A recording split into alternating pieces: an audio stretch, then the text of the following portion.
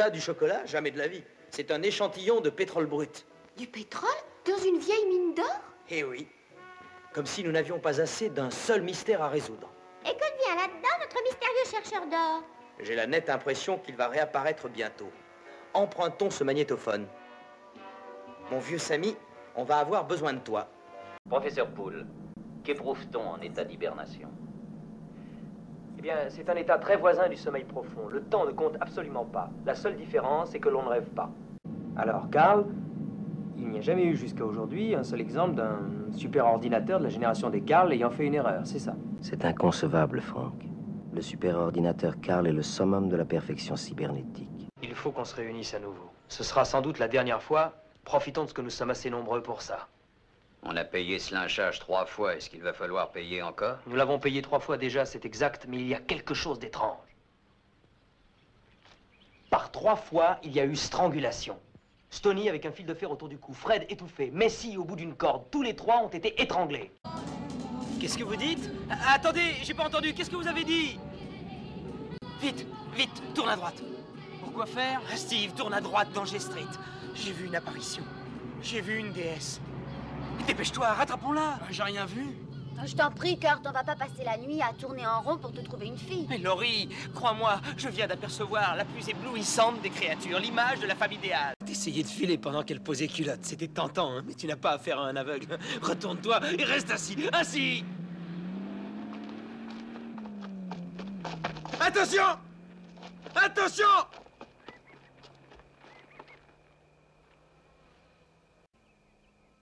Allez! J'aurai le plaisir de voir ce qui se passe! Ils ont commencé à apprendre le karaté juste après la mort de Monsieur Chen, pour pouvoir se défendre contre cette bande de voyous. Et vous, non? Ah, ça ne m'intéresse pas du tout, c'est japonais, je suis chinois. C'est du patriotisme mal placé. Ça vous sera bougrement utile si vous vous faites attaquer un jour. Vous devriez vous entraîner avec eux. Peu importe l'origine du sport, s'il est efficace. Croyez-en mon expérience. Ne pense rien. Il faut sentir. C'est comme si tu voyais un doigt pointé en direction de la lune. Surtout, ne concentre pas ton attention sur le doigt, sinon tu passeras à côté de toute la splendeur céleste. Le bois ne rend pas les coups. J'ai un pote, un associé. C'est le chef du service central de la Western Union. Les résultats des courses passent tous par lui, et de son bureau, ça file ensuite chez les books. Il garde les résultats pendant 2 petites minutes, le temps de nous les donner, ce qui permet de jouer le vainqueur. Il ne donne qu'ensuite le résultat au book. On met donc le paquet dans une course déjà faite. Ça ne loupe pas. Tant que les flics de la Western n'ont rien flairé. Je l'ai déjà trouvé sur ma route, cet homme. Il a osé m'insulter une fois, il a brisé l'épée de mon père, m'a fait assommer, et c'est lui qui a posé les mains sur la femme. Je vous assure qu'il serait sage de vous coucher. Oui, c'est exact. Ah non, mais je reviendrai pour vous remercier. De bonne façon. Je ne sais pas si vous avez déjà passé une soirée avec votre assureur, mais si jamais c'est le cas, vous avez dû vous en apercevoir. Je crois que la solution est de ne pas considérer la mort comme une fin en soi, mais plutôt comme un moyen très efficace, puisqu'il a fait ses preuves de réduire votre train de vie. Pour ce qui est de l'amour, alors là, moi je ne dirais qu'une chose. Ce n'est jamais la quantité de vos rapports sexuels qui compte, c'est la qualité. Ah, ça y est, t'arrives, toi. T'es venu par le canal de Panama ou quoi? Je suis pas de bon poil. Pas de bon poil, et moi, tiens, j'ai fait une panouille dans le parrain. Bah, faut que tu apprennes à te défendre. Me défendre, c'est pas facile avec cette mafia. Mais qu'est-ce qu'on peut bien faire pour se débarrasser d'un pinouf de cet acabit dans une queue? Tout de même, j'ai bien le droit d'exprimer mon opinion. Nous sommes en démocratie. Hein, il a le droit de vous... Mais faut-il que vous l'exprimiez si fort? Enfin, mais c'est la honte, cette façon de pontifier sans arrêt. Et ce qui manque pas de sel, c'est que Marshall McLuhan, vous n'avez rien compris au vrai travail de McLuhan. Vraiment? Je la ferai verser au dossier. C'est dans l'espoir de réhabiliter notre nom et dans le désir sincère d'offrir à mes enfants les avantages de la vie américaine qui leur sont dus, sans que le mépris n'entache leur nom ou leur naissance, que je me suis présenté devant cette commission et que je veux l'aider par tous les moyens en mon pouvoir. Je considère comme un grand déshonneur pour moi d'être ici et d'avoir à nier que je suis un criminel. Un petit bisou? Quoi? Un bisou. Quand je me fais baiser, j'aime bien un gentil petit bisou. Ah, ça va, ça va. Vous me prenez pour un con, ma parole. Cambrioler une banque, c'est un crime fédéral, alors on m'accusera de kidnapping, de vol à main armée, j'en aurai pour perpète. Je refuse de discuter avec un connard qui veut me baiser. Appelez quelqu'un de responsable. C'est moi le responsable. Je refuse de discuter avec une espèce de baleine qui essaye de me baiser. moi. Qu'est-ce qu'ils cherchent là? Ils doivent pas avancer. Qu'est-ce qu'ils veulent? Mais qu'est-ce que vous foutez, bon Dieu, reculez, vous entendez? En êtes-vous sûr, capitaine? Absolument. C'est incroyable. Mon départ a été décidé avec une telle hâte que mon ordonnance ne m'a pas préparé les cartes appropriées à ma mission. Oui, bien sûr, je comprends.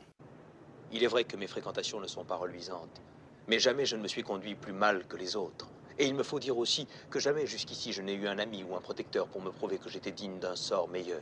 Eh ben, pof, il lui flingue les doigts. Je sais, ça a l'air d'une blague comme ça, mais c'est vrai. Il flingue un gars qui les a pigeonnés. Qu'est-ce qu'ils mettent sur le cadavre? Une mouche. Ça rappelle que c'était un mouchard. Il pourrait mettre un pigeon puisqu'on les a pigeonnés. C'est vrai, ça devrait être un pigeon. Je sais pourquoi. Il faut l'attraper, le pigeon. Alors qu'une mouche, tu peux trouver ça partout. Ça s'attrape facilement. Boum, vite pris, vite tué. Et puis une mouche sur un cadavre, c'est normal. Excusez-moi, oui, j'avoue que de prime abord, la formule surprend. Mais oui, c'est un fait. J'aime les requins. Vous aimez les requins? C'est le mot qui convient, je les aime. Quand j'avais 12 ans, mon père m'a offert un bateau et j'ai été pêcher à Cape Cod. Faites gaffe, bon Dieu! C'est de l'air comprimé qu'il y a là-dedans. Qu'est-ce que c'est que ce nœud à la con que vous avez fait? Vous l'avez pris par le mauvais bout. Si vous déconnez avec ces bouteilles, nous allons tous filer à Patresse. Qui prévient de la fièvre? Lui as-tu donné une médecine contre la fièvre? Eh bien, je... Lui as-tu donné, oui ou non? Non, non, non. Gémellus, est-ce que tu accuserais ton souverain d'être un empoisonneur? Mais je ne t'ai jamais accusé de quoi que ce soit. Tu as pris un antidote avant de partager ma table.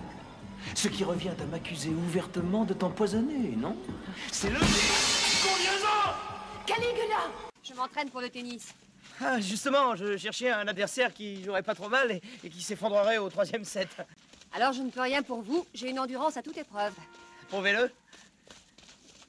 Quand? Demain? Si j'arrive à récupérer d'ici là. D'accord. Et où ça? Disons au Midtown Tennis Club, 28e avenue. À 6 h. 7 heures, je travaille jusqu'à 6 heures. Encore comme toi, Où est-ce que t'as passé tes vacances? Dis donc, de quoi tu te mêles? C'est tout. J'ai bossé tout l'été, bande de limaces. Vous pouvez pas en dire autant. Bossé? Ouais, parfaitement. Je me coltinais des paquets au supermarché. Alors ça, c'est la meilleure! C'est pas vrai, j'ai des marques partout, on va me prendre pour une lépreuse. Tu devrais en être fier.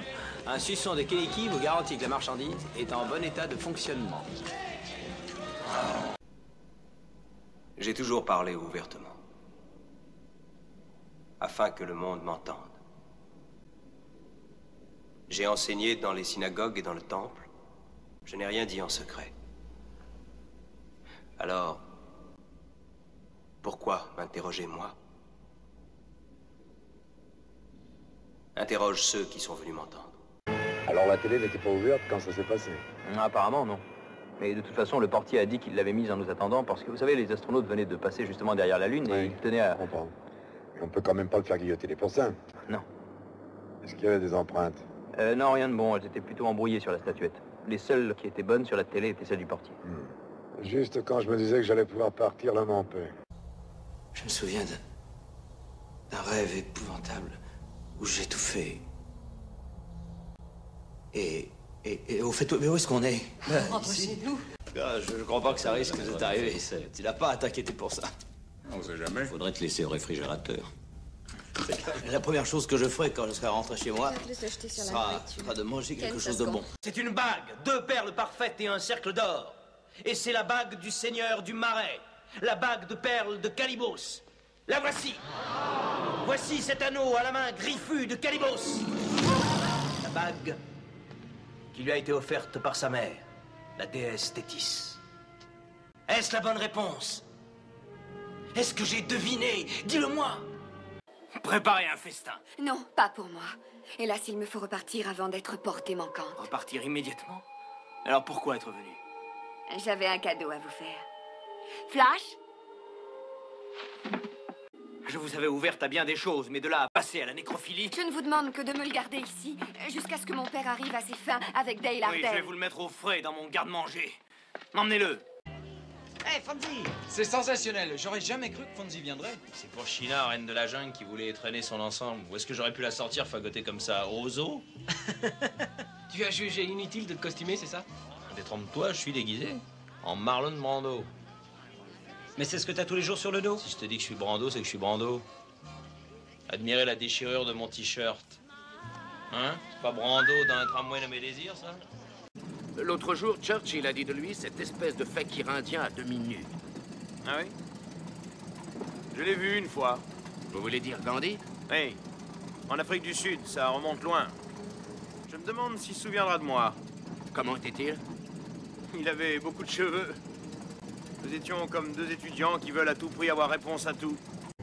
Dites-moi, Alice, vous marchez à la drogue, au dopant, à l'alcool? Non. Non, non, bien sûr, c'était juste une question. Autre chose, Alice, avez-vous vos règles en ce moment? Mais enfin, ça n'a aucun rapport. Toi, tu te tires, hein? C'est moi le chercheur. Attendez pas à celle-là. Oh, c'est bon. Pas de panique, on est là, on va régler ça. On en a vu d'autres. Ils veulent qu'on en bave. Chauffez-les. Ça fume. Bandez les muscles. Prêt.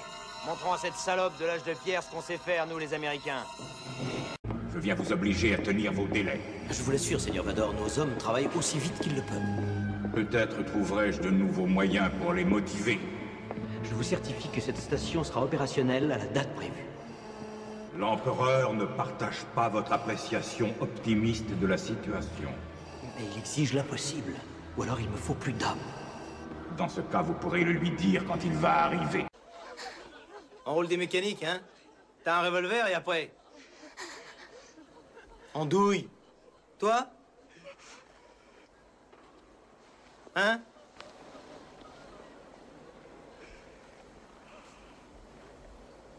J'ai une petite question à te poser, tu pourras peut-être y répondre. Dis-moi ce qui tourne pas rond dans ma vie. Est-ce que Sands vous a donné le point de livraison? Eh, monsieur le juge, vous savez que la vitesse est limitée pour les hélicoptères. Allô, McCormick, donnez-moi l'adresse. Si vous me dites, s'il vous plaît. McCormick! C'est le 2233, South Cabrillo Avenue. C'est dans le quartier du port. Probablement un de ses anciens entrepôts. Suivant. C'est à moi. Arthur Denton, c'est à moi. Ça fait 1 mois que j'économise pour ça. Je crois qu'il me faut un coup de fraise. Je suis sûr qu'il me faut un long et lent coup de fraise. Allons-y. Je pourrais écrire un livre sur mes problèmes d'enfant. La ferme! Oui, docteur. Allô, Dr. Wilkes? Dr. Wilkes, ici Mickey Sachs. Vous avez 2 secondes, je veux vous poser une question. Bien sûr, Mickey, de quoi il s'agit? Si jamais on a une baisse d'édition dans une oreille et que ça ne vient pas d'un virus ou d'un gros bruit ou autre chose, quelles sont les possibilités? Alors pourquoi tout d'un coup ce sketch est jugé osé? Les sévices sur enfants sont un sujet explosif pour les associés. Mais lisez la presse, la moitié du pays les pratique. Oui, mais vous nommez des personnes. Mais non, mais on ne nomme personne, on dit le pape. Ce sketch est interdit d'antenne. Il les tue, il les arrange pour obtenir une imitation. Lecteur me l'a expliqué. Si on agit comme Dieu agit suffisamment de fois, on peut être comme est Dieu. Rapporté à notre histoire, si notre homme sait imiter l'amour dans lequel il est désiré, et ce suffisamment, il est persuadé qu'il peut devenir quelqu'un qu'on désire et qu'on accepte. Allez, les petits gars, assez plaisanté comme ça, sortez de là-dedans s'il vous plaît. Le docteur Vankman vous prescrit une longue sieste à l'abri des regards indiscrets.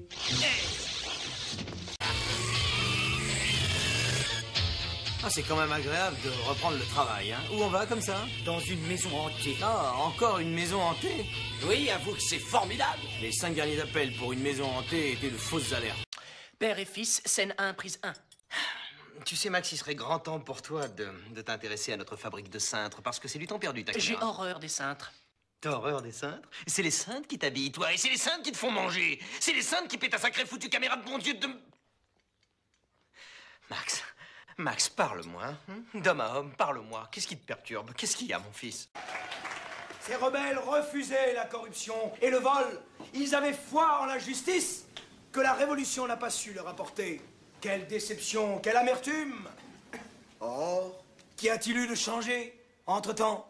Rien. Toujours les mêmes abus, la même tyrannie. Et pourquoi? Parce qu'autour du roi, la même clique est en place, ces mêmes ministres qui lui cachent la vérité. Vision dédoublée. Botulisme, sans doute. C'est quoi, ça? Une intoxication alimentaire mortelle qui attaque les neurones. En tout cas, j'ai tout essayé, mais... Non, il n'y a aucun remède.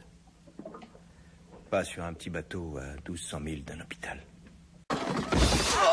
Il s'appelle Charles. Oh. Tu arrives à le dire, non? Charles. Oh. Tu sais ce que c'est, ça? C'est la tenaille coréenne. Colonel. Que j'apprenais à ses sous-lieutenants. Pardon, Une légère pression, je te pète la trachée artère. Colonel, ça m'est égal ce qu'il m'a dit. C'était délicieux, tu t'es surpassé. Si je ne peux pas faire autrement, je viendrai manger la dinde au Mirabel l'an prochain. Où est-ce que tu vas aller dîner ce soir? En tout cas, pas dans un restaurant qui accepte les lâches. Hein? Quoi? Qu'est-ce qui te fait rire? Tu sais, Larry, je t'aime. Je t'aime. Comment est-ce que tu as pu être jalouse de Marcia? Mais c'est ridicule, ça. Tu sais pas que je ne peux aimer que toi. Tu étais bien jaloux de Ted. Ted? Oui. Tu veux rien. Enlève-lui ses chaussures à talonnettes, son faux bronzage, ses dents couronnées. Il reste quoi, hein? Toi? Bon, d'accord, il faut que je vois le côté positif de ce qui m'arrive. Je reste positif, même si je suis totalement insignifiant. Non, je suis insignifiant, mais je positif. Oh, pardon, Zed. Dis plutôt que tu resteras debout comme un idiot pendant que toute la famille royale te fera un petit sourire. Je sais pas comment tu supportes ça, Weaver. Zed, on se connaît depuis un sacré bout de temps. Ah oui, ça tu l'as dit. T'es né 2 secondes après moi. Oui, et depuis qu'on est tout petit, je passe mon temps à t'écouter te plaindre.